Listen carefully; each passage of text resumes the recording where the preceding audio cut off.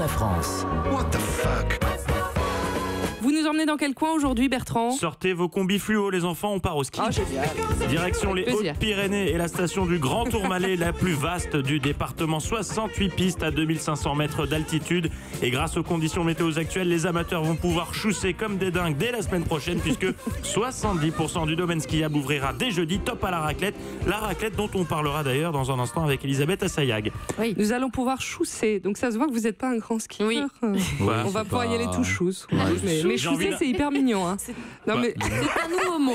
mais ça se voit que vous venez de Nice, vous aimez plus la plage que la Mais mer. est-ce que je vous faites Voilà. du ski, Bertrand? Allez. Vous savez Très mal, skier? très Non, mal, très très mal, mal. très, Donc très ce mal. verbe n'existe pas. Ouais. Non, C'est-à-dire mais que c'est hyper la mignon. promenade des Anglais, c'est pas en descente Oui, du c'est tout, ça. donc il y a un problème. Il a dit, il a parlé de raclette. on repart dans votre histoire. Vous l'aurez compris, la station du Tourmalet est donc le théâtre de notre histoire du jour, relatée dans les pages de la Dépêche. On remonte dans le temps en mars dernier.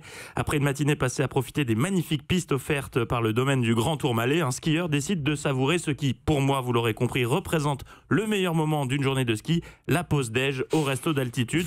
Parce que c'est vrai, on va arrêter de se leurrer 5 minutes. Le seul intérêt d'un séjour à la montagne, ça reste quand même la fondue, vin chaud le midi au soleil. Le reste, c'est une belle tannée. Il fait froid, on fait la queue au tire-fesse Ouais. avec la goutte qui gèle sous le nez et Faut on se sort la traîner ses chaussette skis mouillée sur les H24. épaules. Non, mais... Non mais vrai, vous êtes d'accord avec moi? Merci. Beaucoup de sportifs J'avais dans ce l'impression public. d'être seul dans mon combat.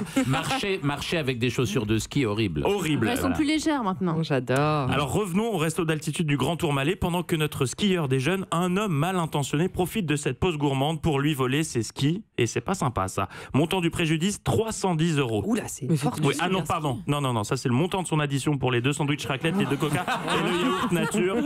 Le coût des skis volés, lui, s'élève à 1100 €. Oula, mais c'est des skis de compète à ce prix-là. Il a pu rattraper le voleur? Bah, Pas vous, avez, tout chousse. vous avez déjà essayé de courir après un gars avec des chaussures de ski? C'est compliqué. oui. Ouais. Mais il peut lancer la chaussure de ski Il pour peut- l'assommer. Oui, mais il n'a pas réussi. Il N'a pas réussi. Alors qu'est-ce qui s'est passé? Notre skieur sans ski a tenté de retrouver l'auteur du larcin sans succès. De son côté, le voleur conservait la perche bien au chaud chez lui. Et le 11 novembre dernier, rebondissement. Alors que Luz Saint-Sauveur proposait sa traditionnelle braderie locale, un ami de la victime a reconnu les Mais skis non. sur un stand. Oui, parce que le voleur est agile, mais il n'est pas malin. Il a essayé de revendre à la braderie la paire de skis qu'il avait chourée 8 mois auparavant.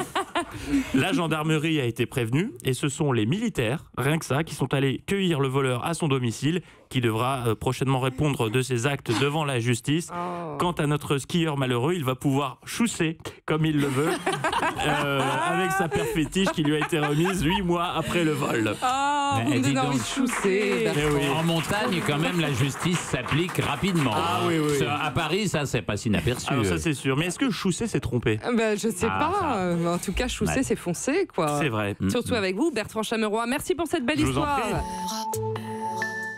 Europe 1.